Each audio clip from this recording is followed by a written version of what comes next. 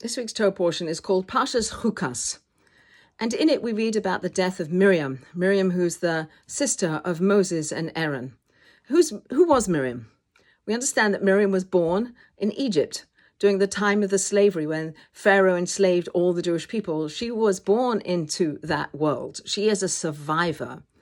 Her parents separate because of the decree of Pharaoh to kill all the little Jewish baby boys. And she persuades her parents to come back together. And as leaders, they would persuade all the Jewish people to come back together and to continue to procreate and have a Jewish people. She has a vision for the future. She is a visionary. When Moses is born and he's put onto the river Nile because of the fear of his being thrown into the water because of the decree from Pharaoh, she watches over him. What's going to happen to her baby brother? What's going to happen to the future? What's going to happen to her prophecy? And she makes sure that Pharaoh's daughter, who takes Moses out of the river Nile, makes sure that she chooses their mother to be the one to nurse Moses. So she's watching out for her family, for her people.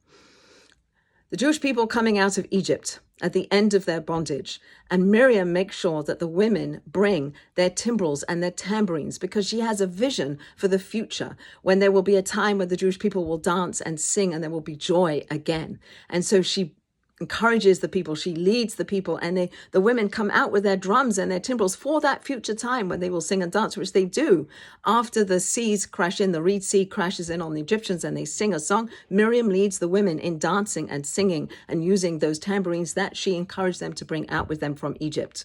She has a vision for the future.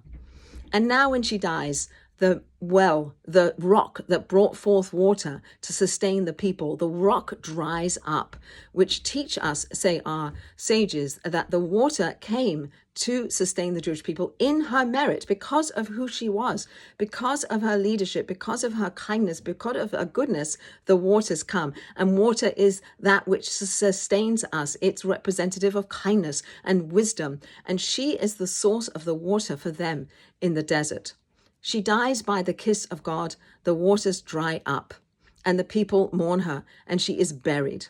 So we learn here about Miriam. Miriam, the prophetess, the leader, the sister, the midwife, the visionary for a better future. And today we need those people in our lives. We need the Miriams, the people who are going to keep us focused on a better future, keep us working to bring light into the world and to dispel all the darkness, whether we're in Israel or outside of Israel. It's hard for the Jewish people right now, but we need the Miriams in our lives to help us have a vision for a better future, to bring our proverbial drums and tambourines with us for that time where we will sing and dance once again. And please God, that should come soon. And please God, we should have the people like Miriam in our day to lead us.